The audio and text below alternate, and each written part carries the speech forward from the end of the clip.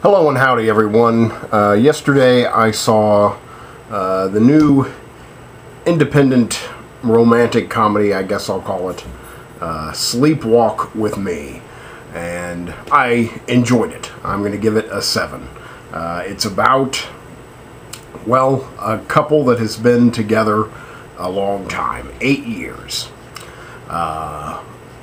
They are wondering where their lives are going. Should they stay together? Should they break apart? What's going to happen? It's really basically a journey of self-discovery for each of them in their different ways. It focuses on the male character. He's our narrator. The story is told from his point of view. He's also a comedian. For his life, he's always wanted to be a stand-up comedian. He starts to explore that more and more, and this, of course, has its cost on the relationship. It's about finding yourself and living for your dream and not compromising and not hurting others with your own holdups, your own neurosis. Stars and was co-written and directed by Mike Birbiglia, who is a comedian. I'm pretty sure that this is fairly autobiographical. A lot of his material from his stand-up act is in this film, like as in, dramatized. The Sleepwalk With Me part comes with, he's going through a lot of stress. His life is not what it should be. He's wondering where he's at, and he has these very vivid dreams, and he has a sleep disorder that causes him to act out his dreams, which could potentially be harmful to whoever is around him at night. So he does sleepwalk and sleep run and sleep climb and do everything in his sleep. So that's where the sleepwalking comes from. It's as a debut. I think it's fairly good. I think it's wise. I think it has a lot to say. Again, I identified with it a lot, and I liked it more than your general romantic comedy, because this is about, not a man trying to find love, living without love and trying to find it and wondering why he can't. This is a man who has love, but has a greater love in the pursuit of a dream, and a greater self-love.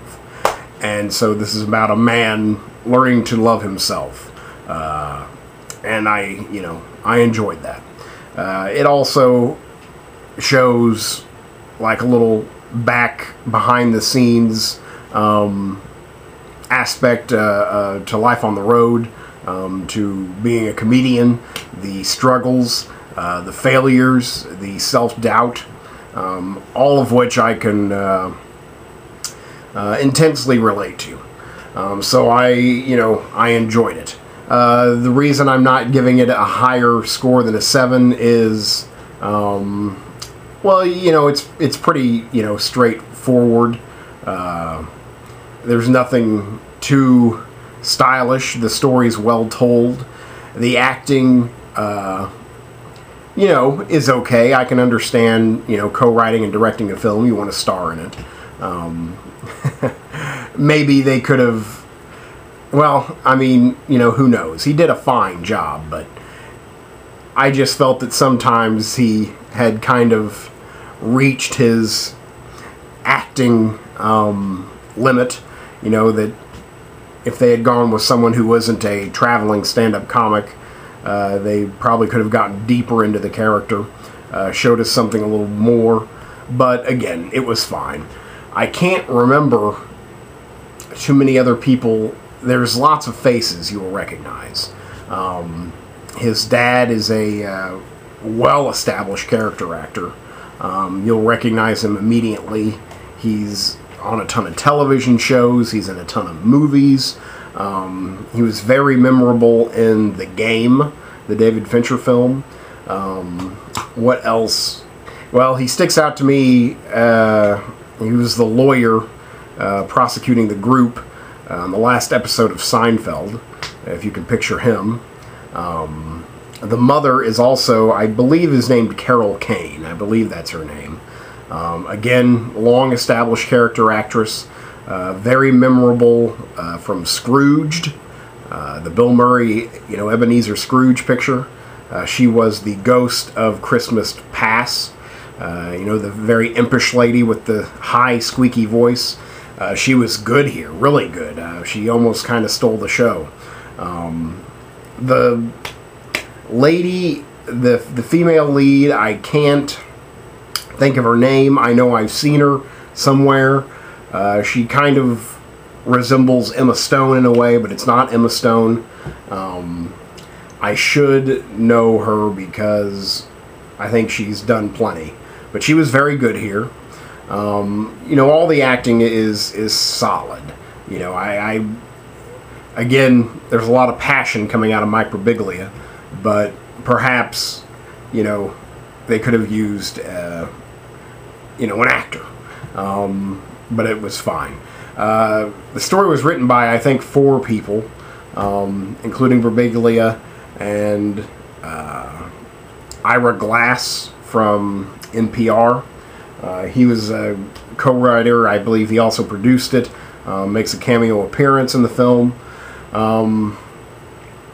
It was okay. It was very sweet and inspirational.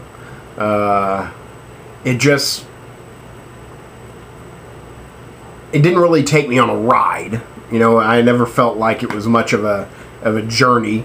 I just, kind of felt like an observer watching these people go through their lives. I never felt like I was sucked in and there with them. Which, whatever, is okay. Again, this is a good movie. Again, a 7 is fine. I'm just trying to think of more concrete reasons of why I didn't like it even more. I definitely have to compare it. I liked it much more than Celeste and Jesse Forever. I did not like it as much as Safety Not Guaranteed. I loved Safety Not Guaranteed. It's so far the romantic comedy of the year for me. But this was really good and really unique and different, individual. You don't see too many films like it at the multiplex, which is where I saw it.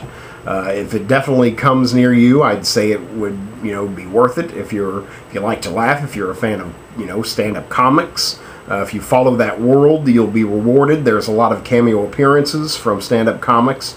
Not huge, appearances, but Mark Maron is in there. Eugene Merman is in there. Mitch Hedberg makes a posthumous cameo, I think for obvious reasons.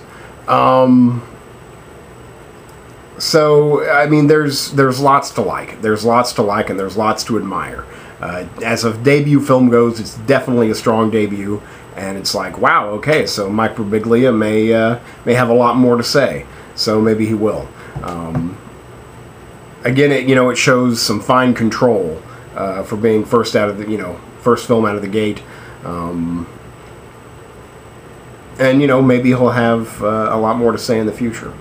But this was, a fine film. A good watch. Again, sweet, inspirational, and happy. There's not too much heavy lifting here. There's not a lot of weeping. It's very lighthearted. It takes a, casual approach to what could be great pain. So that's refreshing. It was a refreshing film. So I don't know what else to say about it other than that I enjoyed it. So that's Sleepwalk With Me, and I give it a solid 7. Thank you very much.